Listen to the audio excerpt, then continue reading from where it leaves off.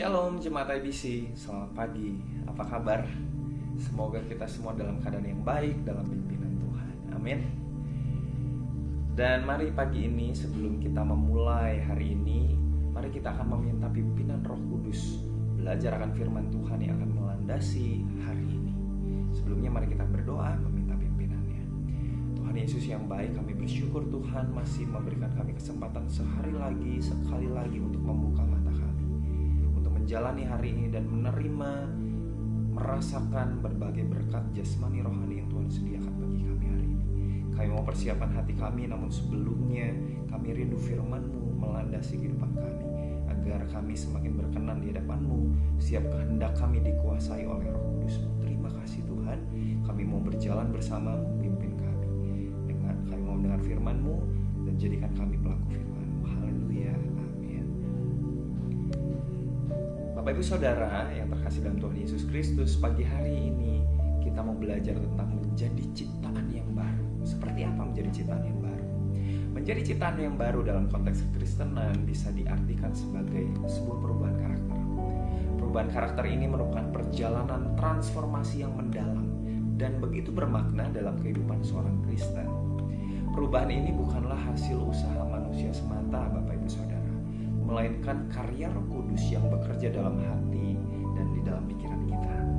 Di dalam kitab Efesus 4 ayat yang ke-22 sampai yang ke-24, Rasul Paulus menyatakan bahwa sebagai orang percaya, kita itu dipanggil untuk menanggalkan manusia lama dan mengenakan manusia baru yang diciptakan menurut kehendak Allah dalam kebenaran dan kekudusan yang sejati.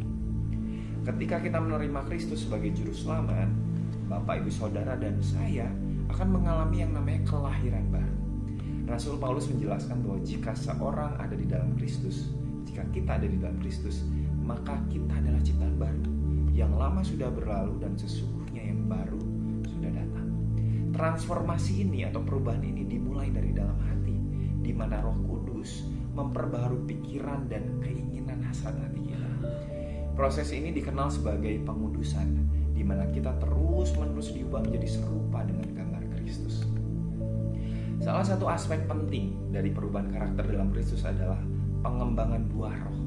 Dalam Galatia 5 ayat 22-23 mencatat bahwa ketika kita menjadi ciptaan baru, maka kita akan merasakan buah roh. Di antaranya kasih, ada sukacita, ada damai sejahtera, semakin sabar, semakin punya murah hati, semakin punya kebaikan, setia, lemah lembut, dan punya penguasaan diri. Buah roh ini adalah tanda nyata dari kehadiran Roh Kudus dalam hidup kita dan bukti bahwa kita sedang mengalami perubahan karakter. Ketika kita mengizinkan Roh Kudus bekerja dalam hidup kita, buah roh akan semakin nyata terlihat dalam tindakan dan sikap kita sehari-hari. Perubahan karakter dalam Kristus juga melibatkan pembaharuan pikiran. Di dalam Roma 12 ayat 2 mengingatkan kita, janganlah kita menjadi serupa dengan dunia ini, tetapi marilah kita berubah oleh pembaharuan budi kita, sehingga kita dapat membedakan mana kehendak Allah, apa yang baik, yang berkenan pada Allah, dan yang sempurna. Pembaharuan pikiran berarti kita harus mengisi pikiran kita dengan firman Tuhan, merenungkan kebenarannya, dan tentu saja mengaplikasikannya, melakukannya dalam kehidupan kita sehari-hari. Ketika pikiran kita diperbaharui, sikap dan perilaku kita juga akan berubah sesuai dengan kehendak Allah. Selain itu, Bapak Ibu Saudara yang terkasih, perubahan karakter dalam Kristus memerlukan kerendahan hati dan tentu saja ketaatan.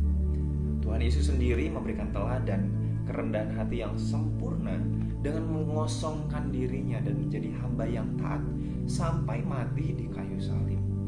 Sebagai pengikut Kristus, kita dipanggil untuk meneladani kerendahan hati dan ketaatannya. Kita harus bersedia melepaskan keinginan dan ambisi pribadi kita dan menyerahkan diri sepenuhnya kepada kehendak Tuhan. Proses perubahan karakter ini tidak selalu mudah, seringkali melibatkan tantangan serta ujian. Namun, kita dapat memiliki keyakinan bahwa Allah yang memulai pekerjaan yang baik dalam kita akan menyelesaikannya sampai pada akhirnya. Amin. Yes, itulah harapan kita di dalam Tuhan. Kita juga didukung oleh komunitas orang percaya yang dapat saling menguatkan, mengingatkan, mendoakan satu sama lain dalam perjalanan iman kita. Sudahkah Anda aktif dalam komunitas Anda, dalam komsel-komsel mungkin atau persekutuan? Silakan aktif ya. Dan sebagai kesimpulan, perubahan karakter dalam Kristus adalah perjalanan seumur hidup yang dipenuhi dengan pertumbuhan dan pembelajaran. Dengan mengandalkan kekuatan Roh Kudus, merenungkan firman Tuhan, dan meneladani Yesus dalam kerendahan hati dan ketaatan, maka kita akan semakin diubahkan menjadi serupa dengan Kristus. Di dalam proses ini, kita tidak hanya mengalami transformasi atau perubahan pribadi, tetapi juga kita menjadi saksi hidup bagi dunia tentang kuasa dan kasih Allah yang mengubahkan. Amin. Selamat menjalani kehidupan sebagai ciptaan baru.